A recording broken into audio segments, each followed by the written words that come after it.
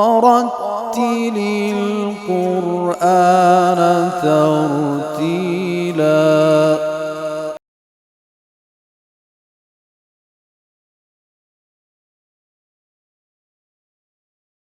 السلام عليكم ورحمة الله وبركاته. آية 56 سورة مباركة بقرة. ثم در حرف الثاء یکی هوا باید داشته باشه. حرف الثاء پیش بدیم حرف الثاء را، لبها باید پیش و پیشتر براتون گفتم که در درس قبلی که ضمه به خاطر ضمه که لانک تضم شفتیک. ثم اینجا میبینین ثم حرف الثاء چی داره؟ پیش داره. میم شد داره، دو حرکت غنه میکنه. غنه چی است؟ صدای است که از خیشوم میبره از ذاخر بینی، که علما میگه مشابه صدای چوچه یا آهو وقتی که مادرش صدا میزنه. اینی چی است؟ غنه است. و این غنه را همیش در درسای گذشته هم خدمت شما عرض کردم، تنها سر غنه تحقیق کرده بودن در قرآن کریم بسیار زیاد میانه این قدر غنه هاست. این لسه در یاد چند غنه ما میکنیم. این غنه که است توازن اعصاب برابر میسازه. پیشتر براتون گفتم که کسی که قرآن زیاد تلاوت میکنه عقلش سلیم میباشه، این معالجهش میکنه. این غنه ها نیست. هر جایی که غنه میایه توازن اعصاب برابر هر روز تلاوت میکنید تا اعصابت آرام میباشه. احمد عیسی معصراوی شیخ عموم مقار بصری است. سالایی که ما بودیم شیخ عموم بود، یعنی شیخ عمومی قاریه مصر.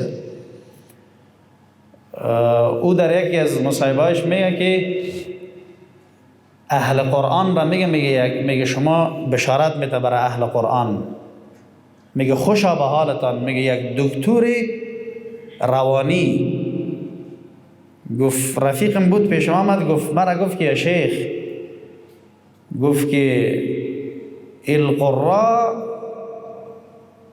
لم یأت عندی قط. گفت قاری به نزد ما گفت نیامده که شکایت کنه از مشکل روانی. گفت من دکتر هستم، من مشکل روانی می داشته باش. گفت قاری تا بال پیش من آمده.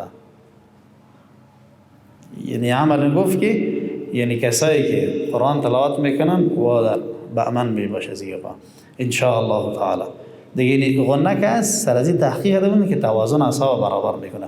ثم بعثنا، اینجا با و عین و ثا کلش باریک است. و الف هم که بعد از نون است، ای هم باریک است مد طبیعی. ثم بعثنا، نا نمیگیم، نه نا میگیم نه نه، این قدر هم و نو قدر. نه بعثنا نه بعثنا. چطور؟ بعثنا. اینی وسط لهجه اصیل عربی. بعثنا کم، میم ساکن بعد از میم آمده است. این میم ساکن را در این میم ادغام میکنیم. چی میکنیم؟ یعنی یک جایش میکنیم. به خاطر که دو بار سخت است که ما زبان را بالا و پایین ببریم که ثم بعثناکم من سخت است. این دو میم را یک میم میسازیم. میگیم که وقتی که دو میم یک میم شد شد پیدا کرد. میبینید اینجا شد پیدا کرده. این شد وقتی پیدا دو حرکت غنه میکنیم. چونین ثم بعثناکم میم. فهمیده شد؟ این من بعد این میم کوچک اینجا است، اینجا اقلاب میشه. این اقلاب میگه یا قلب. چی؟ اقلاب چی معنی؟ یعنی نون را به میم تبدیل میکنیم، بعد از این میم را اخفا میکنیم به نزد با. اصلش من بعد است. من بعد به چی تبدیل کردیم؟ مم بعد. باز هم شما بگید من بعد، این البویی که مم بعد، این البویی که میم بعد.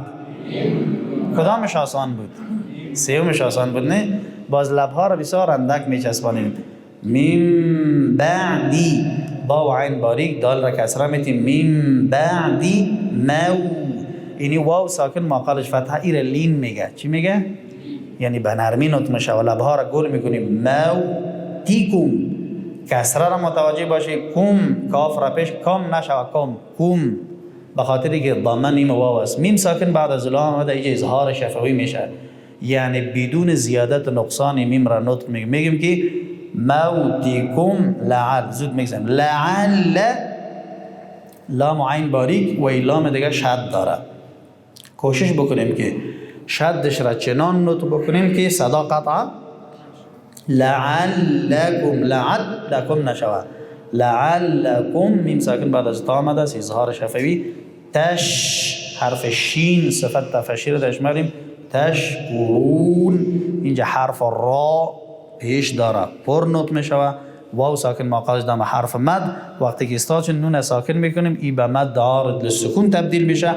حق داریم که 2 حرکت کش کنیم تشکرون، حق داریم که 4 حرکت تشکرون، حق داریم که 6 حرکت تشکرون. ولیکن به شرط از که اگر قرائت خود را شروع کردیم که اعوذ بالله من الشیطان الرجیم 2 حرکت اینجا باز میگیم تشکرون. اگر گفتم که اعوذ بالله من الشیطان الرجیم 4 حرکت ایران باز میگم تشکرون. اگر گفتم که اعوذ بالله من الشیطان الرجیم 6 حرکت اینجا چطور میگیم تشکرون. اللفظ فی نظیره کمثل. جایز نیست که یک دفعه نقمت کنم یک دفعه اگر قبول کلش اگر با بندازم. بسم الله الرحمن الرحیم. بسم الله الرحمن الرحیم. ثم بعثناكم من بعد موتكم لعلكم تشكرون. ثم بعثناكم من بعد موتكم لعلكم تشكرون. صدق الله العظيم. صدق الله العظيم. ورتل القرآن ترتيلا.